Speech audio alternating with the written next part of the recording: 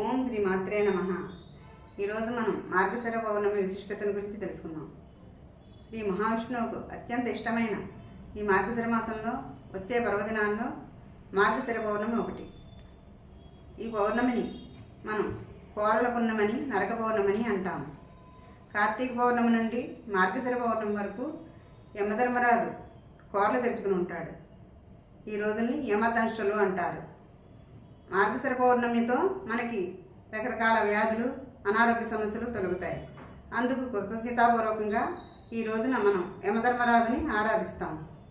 యమధర్మరాజు ఆశీస్సులు పొందడానికి, మరణ భయాన్ని, అనారోగ్య సమస్యలను తొలగించుకోవడానికి అత్యంత శక్తివంతమైన శ్లోకం ఒకటి ఉంది. ఈ శ్లోకం గరుడ పురాణంలో ఇంకా వేద సంబంధమైన వాటిలో చెప్పబడింది. ఇప్పుడు ఆ శ్లోకం చెప్పుకుందాం. మృత్యుంజయాయ రుద్రాయ కాలాయ కలాయ నమః. కాలకాలాయ సర్వాయ మృత్యవే వరాయ నమో నమః. ఇప్పుడు ఆ శ్లోకానికి అర్థం చెప్పుకుందాం. మృత్యుంజయాయ, మృత్యువుని జయించిన వాడవైన మహాదేవునికి నమస్కారాలు. ఇది శివుణ్ణి ఇంకా యమధర్మరాజుని ఉద్దేశించబడింది.